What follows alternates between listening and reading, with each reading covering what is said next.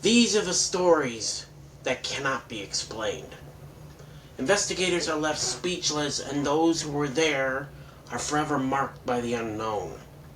I'm VM Video Master, and this is Terrifying Thursday, where I tell scary stories that'll leave you marked or even will chill you to the bone. But remember, these aren't just stories. These are real, terrifying cases that have happened to real people. Number 1, the silent room at St. Mary's Asylum. There was one room in St. Mary's Asylum, a decaying building that had seen decades of misery, where the rules of reality didn't apply.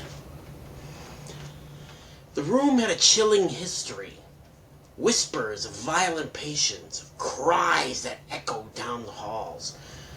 But it was room 517, locked away in the farthest corner that held even the darkest of its history, and even the darkest patients that you can think of. And even something otherworldly.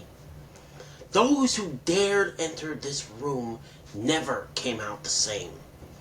No one could explain it. No one could describe it. Some say that if you enter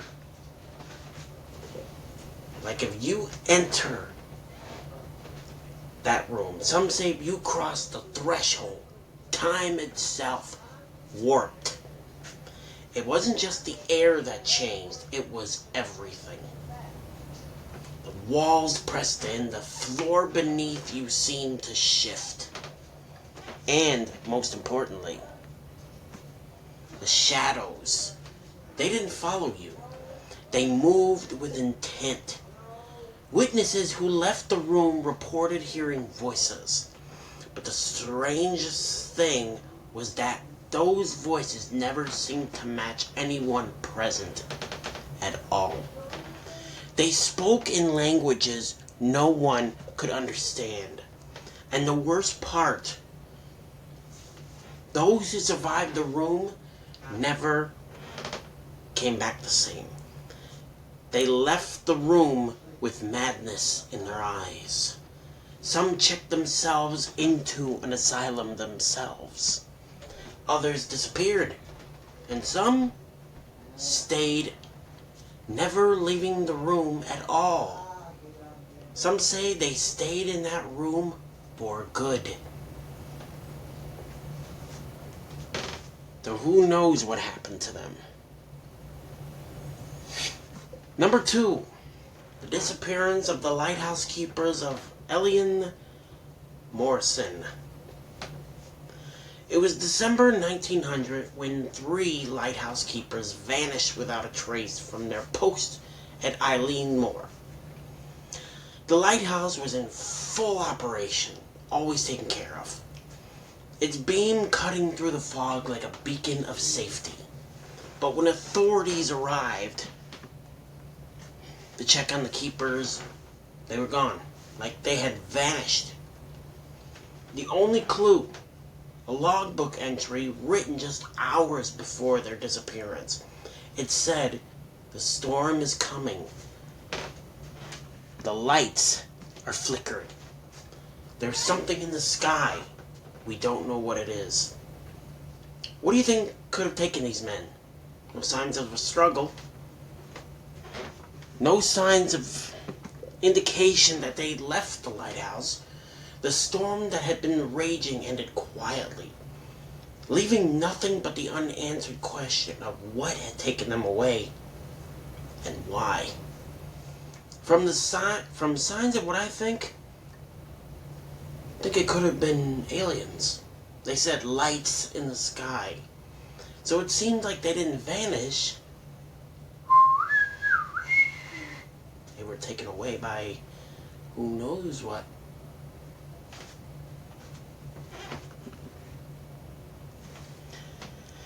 And number 3, the Dybbuk box. A wine cabinet, aged and weathered, bought at an estate sale. Nothing remarkable about it except for the strange markings along its sides. It was soon known as the Dybbuk box. Became the terrifying events that followed its purchase.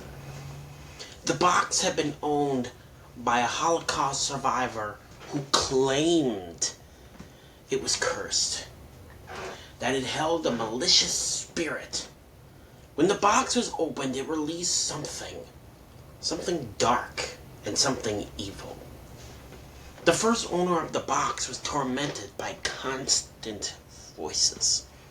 By constant voices and constant nightmares. Then the sound started. Whispers at night, cold drafts, things moving in the corners of their vision. No one who owned the box could escape its wrath. No one at all. One person even died.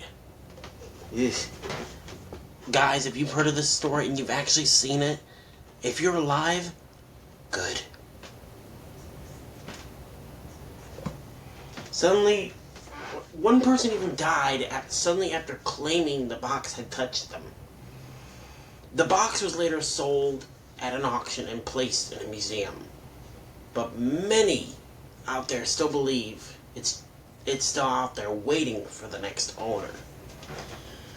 And honestly, they say once you've touched it, it will never let you go. Ugh. I can imagine that. Number 4. Honestly, guys, I sometimes lose count, just to let you know. The next, the answering machine. Now, this one is odd. Now, David was an ordinary man. He didn't believe in the supernatural. Now, I let you guys know, this is a story of what happened to somebody. Okay? It's like a cross between a creepypasta and a true story. Now, David was an ordinary man. He didn't believe in the supernatural. He didn't believe in ghosts or curses. But something changed. That was before he bought an answering machine. It looked innocent enough, sitting in a secondhand shop, a vintage piece, black and sleek, the kind of thing his grandparents would have used. He didn't think twice when he bought it at first. Not realizing what it was about to become a conduit for something darker. The first message came at 2:17 a.m. A soft, crackling voice. As if it were coming from the other side of a static-filled line. I know where you are. David thought it was a prank at first, erasing it and trying to forget what he had heard. But the calls kept coming, each one more disturbing than the last. The voice was no longer crackling, it was clear, and it was getting closer. I'm watching you. I can see you. I mean, he was starting to get freaked out. He also heard a message that said, you can't hide from me. David locked his doors, closed the blinds. He thought he was safe. But every time he walked into the room where the answering machine was, the air turned cold. The voice grew more insistent. I'm closer now. I'm right behind you. One night, after erasing the message again, David thought he was in big trouble. He even thought he heard a soft rustling in the hallway. When he went to investigate the door to the answering machine, the door was wide open. Like, wide open. I mean, I can imagine that. On the screen, a new message had appeared. This time, the voice was clear, low, and chilling. I'm in the house. You can't run.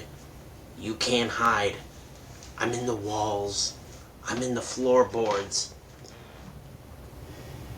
I'm everywhere. David fled, but the machine stayed, and the voice, it never stopped. Ooh, can you imagine actually getting a voice messages like that? That would scare the heck out of me. And next, number 3, this is one that I made up. I call it the reflection in the glass.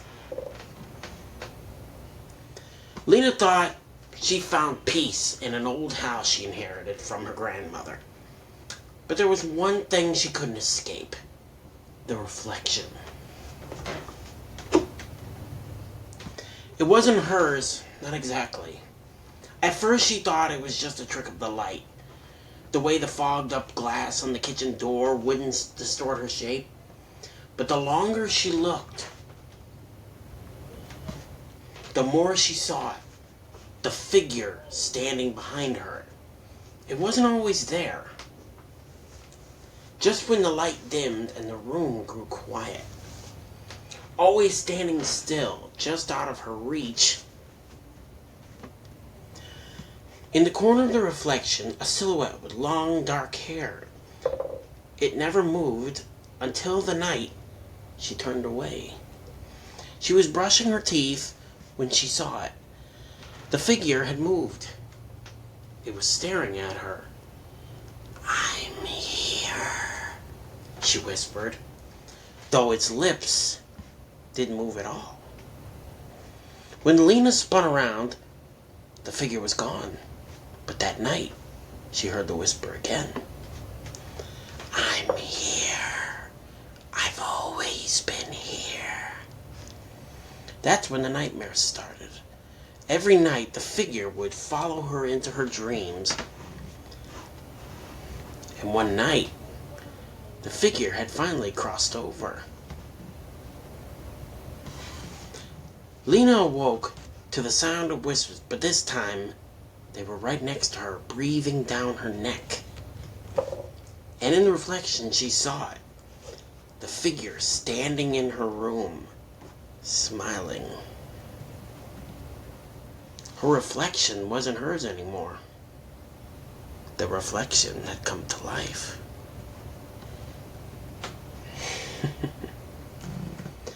Like I said, you guys, these aren't just stories. These are warnings. Warning of what's waiting for you in the dark corners of the world and the ones beyond. You want to hear more? Want to feel the terror creep through your bones and the chill running down your spine? Then tune into my podcast, Fearful Folklore, where I dive deeper into the mysteries of the unknown. I write my own stories on there, and sometimes I do stories that are 100% true. I'm trying to get somebody to do part of my podcast with me, but I do most of them alone. But like I said, but for now, remember, if you hear a knock at the door, don't answer it. And when the phone rings, just let it go. I'm VM Video Master, and like I always say, I will see you in the next video.